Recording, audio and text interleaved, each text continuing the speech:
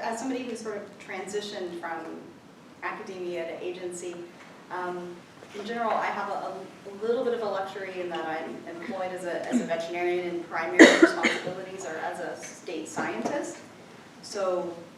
what I try to do is just let the science lead the policy recommendations as much as possible, and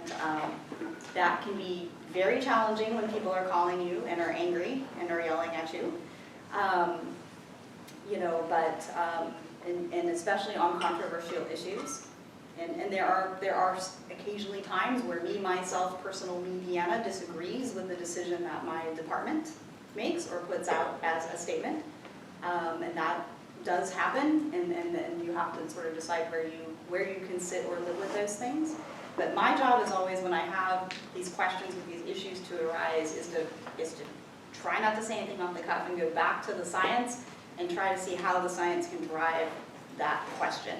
What science can I find, or what can I do, or what questions do we need to answer to make a smart policy decision? You will be asked for your expert opinion on a subject that is highly politicized and or something that actually the policymakers need information about in order to do what they're supposed to do, which is to make policy-making decisions. So there, I think probably all veterinarians, no matter what kind of practice they're in, get asked at some point about their expert opinion by, you know, it might be a city council member, it might be a county commissioner, it might be a state legislator, it might be an international animal health organization. So being that source of credible, science-based information is one of the best ways our profession, I think, can serve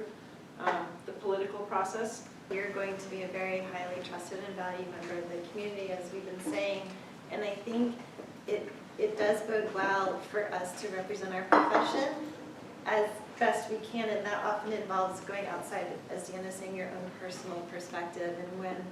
possible, going back to sort of what does the science say, what is the bigger picture beyond just one thing that you might be seeing in your clinic, because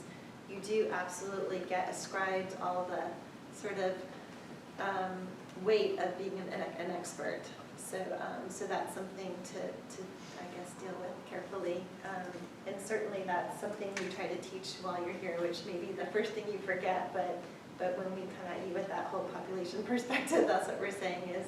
as a clinician, you might see one sort of small situation, but you have to go back and try to get yourself up to speed on the bigger picture to be able to inform and continue to have credibility.